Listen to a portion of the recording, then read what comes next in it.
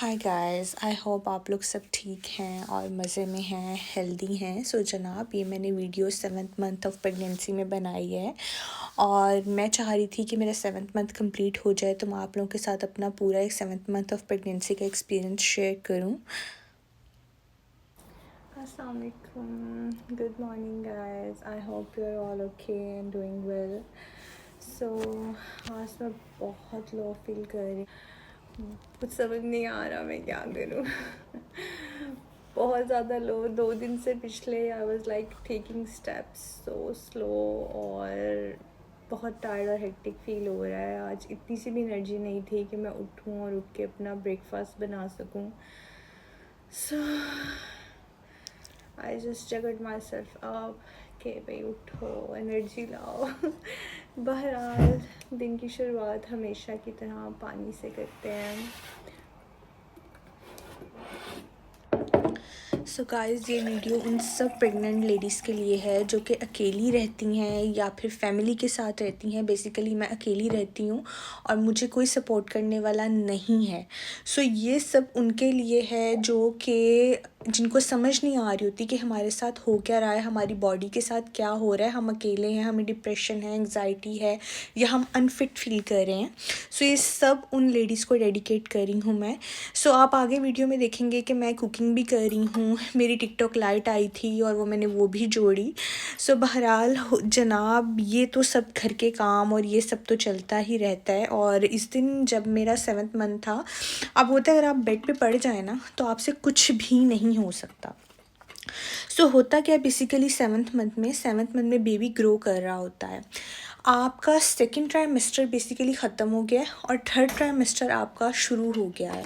सो क्या हो गया, बेबी फुली ग्रो कर चुका है और अब उसकी स्किन के ऊपर फैट डेवलप हो रहा है और उसके लंग्स भी जो है ना वो फुली मैच्योर हो चुके होते हैं, फुली डेवलप हो जाते हैं। जब बेबी की फ़ैट डेवलपमेंट हो रही होती है तो आपकी हिप्स जो हैं वो इनलार्ज होने लगती हैं और आपके भी मॉमी जो है उसका भी वेट गेन होने लगता है। जब मॉमी का वेट गेन हो रहा होता है तो अक्सर ऐसा होता है कि एंग्जाइटी और डिप्रेशन 7th मंथ में बहुत ज़्यादा हो जाता है। 7th मंथ में आपके साथ स्टेप्स लेना छोटे बहुत मुश्किल हो जाता है, छोटे काम करना बहुत मुश्किल हो जाता है। ये मेरी टिकटॉक लाइट आई थी तो मैं उसको जोड़ रही थी। मैं ये वीडियो आप देख रहे हैं, मैंने बहुत डिफरेंट एंगल से बनाई हुई है क्योंकि मेरे पास टिकटॉक लाइट नहीं थी उस टाइम, पर मैं वीडियो बनाना चाह रही थी कि किसी तरह से मेरा दिन स्पेंड हो और मैं आपके साथ अपनी 7th मंथ की रूटीन शेयर कर सकूँ। सो जनाब, एंग्जाइटी और मूड स्विंग्स इतने ज़्यादा हो जाते हैं, आप डिप्रेशन में भी अक्सर चले जाते हैं। इसका सिंपल सोल्यूशन ये है कि जो मदर्स हैं, जो प्रेग्नेंट लेडीज़ हैं, काइंडली आप या तो बुक रीडिंग करें या आप मेडिटेशन करें या आप कोई ब्रीथिंग एक्सरसाइजेस करें। होता ये है कि अमूमन 7th मंथ में और फर्स्ट ट्राइमेस्टर में आप देखते हैं कि आपका सांस फूलने लगता है बहुत ज़्यादा। ये बिल्कुल नॉर्मल है, सांस का फूलना, सांस का ना आना बिल्कुल नॉर्मल है, इसमें परेशान होने की बिल्कुल भी ज़रूरत नहीं। कोशिश ये करें कि अपनी लेफ़्ट साइड पे सोएं। जब आप लेफ़्ट साइड पे सोते हैं तो बेबी को ऑक्सीजन पूरी जाती है और आपको भी ऑक्सीजन ठीक से मिलती है। और ब्रीथिंग एक्सरसाइजेस ज़्यादा से ज़्यादा करें। जनाब, टेंशन का आना, डिप्रेशन का आना बहुत नॉर्मल है और इस दिन तो मैं इतनी डिप्रेस थी, मेरे किसी से बात करने का दिल नहीं कर रहा था। 7th मंथ में इतनी आपकी जो है वो हेजिटेशन हो रही होती है और आप इतने ऑकवर्ड फील कर रहे होते हैं, आप लड़ रहे होते हैं, झगड़ रहे होते हैं। मुझे समझ नहीं आ रही, मैं अपने हस्बैंड से लड़ाई कर रही हूँ और मैं उन्हें कह रही हूँ यार आई एम सॉरी, मुझे समझ नहीं आ रही मैं क्यों शाउट कर रही हूँ या मैं क्यों गुस्सा हो रही हूँ। तो मैं बाद में उन्हें एक्सक्यूज़ कर रही हूँ, सॉरी कर रही हूँ। वो कहते हैं शायद तुम्हें मूड स्विंग्स हुए हुए हैं और लिटरली 7th मंथ में बहुत ज़्यादा मूड स्विंग्स होते हैं। बैक एक बहुत ज़्यादा होती है क्योंकि बेबी ग्रो करने लगता है, उसका स्टार्ट होता है बेबी की ग्रोथ का, हिप्स ग्रो कर रही होती हैं। अच्छा जनाब, ये जो मैं लाइट जोड़ रही हूँ ना, मैंने अपनी लाइफ में कभी मैकेनिकल वर्क नहीं किया। ये टूल्स और ये छोटी छोटी पेस्ट्रीज जोड़ने का ये मेरा फर्स्ट एक्सपीरियंस था और मैं बार बार बुकलेट पढ़ी थी क्योंकि मुझे था कि मेरे हस्बैंड ने रात को आना है और पता नहीं उनके पास टाइम होगा कि नहीं इसे जोड़ने का, और फिर वीकेंड पे बात चली जाएगी। तो मैं बुक रीड कर के कर रही थी और जब मैंने इसे जोड़ लिया तो आई वॉज सो हैप्पी कि यार अच्छा मैं भी मैकेनिकल वर्क कर सकती हूँ थोड़ा सा, क्योंकि बिल्कुल बिट्स एंड पीसीज में मुझे मिली थी। अच्छा जनाब, बैक टू के 7th मंथ में और आप क्या फ़ील करते हैं? और 7th मंथ में ब्लीडिंग गम्स बहुत ज़्यादा हो जाते हैं, दांतों से खून आने लगता है, या फिर आपकी जो फीलिंग्स हुई हुई हैं, या आपने कोई जो है वो टूथ जो है वो फेक किया हुआ है, क्राउन किया हुआ है, वो बहुत ज़्यादा पेन करने लगता है। मुझे तो बहुत ज़्यादा पेन हो रही थी, so it is totally normal.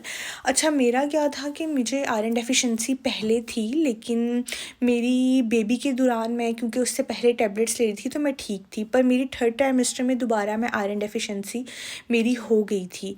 सो मैं आयरन टैबलेट्स लेना स्टार्ट कर दी थी। हो सकता है कई लोगों को विटामिन डी डेफिशिएंसी स्टार्ट हो जाए। सो काइंडली आप लोग अपने ब्लड टेस्ट ठीक से करवाएं, ताकि बॉडी में जो भी डेफिशिएंसीज हैं वो ओवरकम हो। और हाँ, 7th मंथ ऑफ प्रेगनेंसी में चला नहीं जाता, आपको बहुत ज़्यादा रेस्ट होता है। मेरा अपना ये एक्सपीरियंस है कि मेरा जो 3rd मंथ था ना, और मेरा 7 मंथ, वो बिल्कुल सेम था। जनाब ये देखिए मेरी लाइट जुड़ गई है। TikTok lite, I was so happy at that time. So अब मैं अपना फ्रूट्स का बाउल बना रही थी, और ये जो वीडियो है ना, ट्रस्ट मी, मैंने कुछ स्पीड ज़्यादा पे लगाई हुई है, मतलब 2 टाइम्स या 1.5 टाइम स्पीड करके। अगर आप मुझे ये वीडियो बनाते देख लेते ना, तो मैं तो बस लाइक अ लेज़ी इंसेक्ट, मैं बहुत स्लो स्लो काम कर रही थी, मुझसे कुछ भी नहीं हो रहा था। पर बीइंग अ हाउस वाइफ मैंने कुछ तो करना, मैं सारा दिन बेड पे नहीं बैठ सकती। सो ये टिप आप लोगों के लिए भी है। अगर आप एक दफ़ा बैठ जाएंगे ना, तो आपसे कुछ भी नहीं होगा, लेकिन अगर आप थोड़ा स्टेप्स लेंगे और काम करेंगे ना, तो आप कर सकेंगे। मैंने आज गोश्त बनाना था, चिकन कड़ी, सो उसके लिए मैंने मीट भिगोया हुआ था, साथ एक और रेसिपी मैंने बनानी थी। सो चिकन कड़ी के लिए मैंने फिर जनाब अपनी तैयारी स्टार्ट कर दी, और वो भी बहुत slow slow. So it is okay, अगर आपसे काम नहीं हो रहा, अगर आप अच्छा फ़ील नहीं कर रहे। मेरा तो ये था कि मैं बाहर से खाना नहीं खा पा रही थी।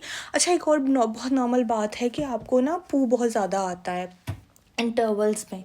आपको अगर खुल के नहीं आ रहा, तो आपको छोटे आपको फ़ील होता है पू बार बार आ रहा है। So it is totally normal, बिल्कुल घबराने की बात नहीं है, बिल्कुल भी टेंस नहीं होना। हाँ, अगर आपको ब्लीडिंग हुई है और वो रुक नहीं रही है, सो आप डॉक्टर के पास ज़रूर जाएं, आप उससे मशवरा लें। और कई लोग होते हैं, उनको फ़ील होता है कि जी बेबी जो है वो आपका, कई लोगों को 16 वीक्स में या 20 वीक्स में मूव करने लग जाता है बेबी। सो उस पर भी नज़र रखें कि बेबी की मूवमेंट्स क्या हैं, और बेबी किस तरह से किस टाइम पर मूव कर रहा है, बेबी मूव किया है या नहीं किया है आज। सो आपको 7th मंथ में थोड़ा बहुत आइडिया हो जाता है इस चीज़ का भी। हो सके तो घर पे खाना बनाएं। मेरा था कि मुझे ज़्यादा ऑयल पसंद नहीं आ रहा था, तो मैं कम ऑयल में भून रही थी खाना। सो 7th मंथ ऑफ प्रेगनेंसी में ना, आपको थोड़ा सा ज़्यादा एहतियात करना होता है, बिल्कुल इसी तरह से जिस तरह आप 3rd में कर रहे होते हैं। ये कोई बीमारी नहीं है, आपने ये ऐसा जर्नी है जो इन्जॉय करना है। सो काइंडली गाइस, इसको इन्जॉय करें। काइंडली जितना हो सकता है अपनी बॉडी को रिलैक्स रखें, जितना हो सकता है हैप्पी रहें।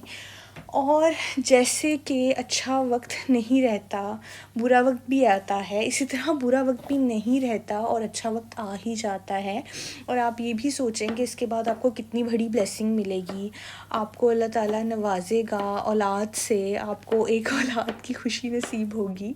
सो मुझे पता है, मेरा जो 7 मंथ था ना, उसमें मैंने ये वीडियो कब की बनाई थी और मैं अपलोड करना चाह रही थी, लेकिन मैं नहीं कर पा रही थी, और मुझे बिल्कुल समझ नहीं आ रहा था। और मेरे ये आलम था कि मैं रो बहुत ज़्यादा रही थी, मैं बहुत ज़्यादा रो रही थी। और डिप्रेशन, टेंशन, एंग्जाइटी, ये वही वक्त था जब मैंने बुक रीडिंग ज़्यादा कर दी, मैंने हॉली बुक रीडिंग ज़्यादा कर दी।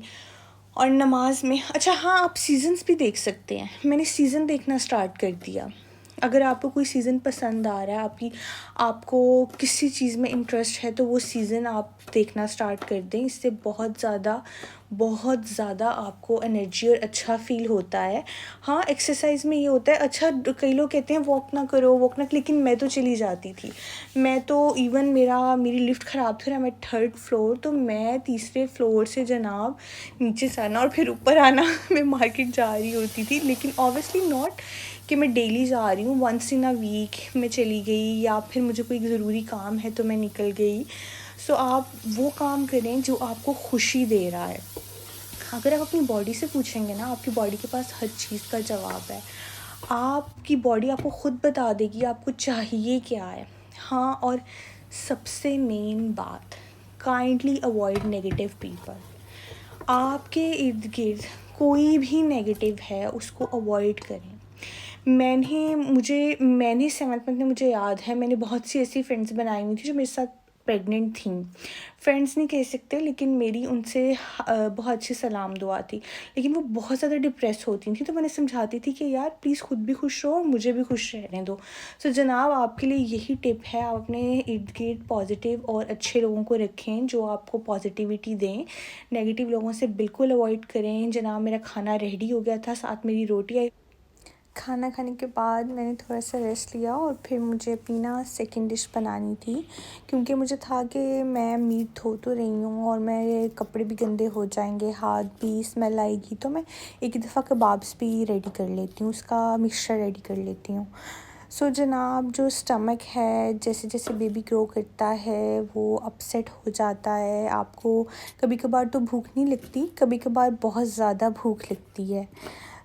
जैसे जैसे भूख ज़्यादा लगती है, इसका मतलब बेबी की ग्रोथ ज़्यादा हो रही है और बेबी को फूड चाहिए। आप जितना खाएंगे अच्छा खाना, वो बेबी को भी लगेगा। प्लीज़ प्रॉपर डाइट लें अपनी। और हाँ, रात को बेचैनी अक्सर हो जाती है, उसके लिए बेहतर यही है कि रात का जो है वो कम से कम खाएं। हैवी मील्स जो हैं वो सुबह के टाइम रखें। अगर रात को आपको नींद नहीं आ रही तो इट्स ओके। मैंने भी बहुत ज़्यादा स्लीपलेस नाइट्स गुजारी हैं, और मैं इतनी, आपको पता है यूके में जो डोर्स हैं वो इस तरह से बंद करो तो अगला बंदा उठ जाता है। तो मैं अपने हस्बैंड से बहुत ज़्यादा परेशान होती थी कि यार मैं उनको उठा ना दूँ, उन्होंने ऑफिस जाना है। जनाब, इट्स नॉर्मल। अच्छा, ब्रेक्सटन हिक्स जो हैं वो नॉर्मल हैं। ये जैसे हमारे पेट में वेव्स होती हैं या किक्स पड़ती हैं, इसी तरह से 7th मंथ से जो बेली है वो टाइट होने लगती है। पहले मुझे नहीं पता था, मुझे बाद में पता चला कि बेली टाइट होती है फिर लूज़ होती है, टाइट होती है और फिर लूज़ होती है।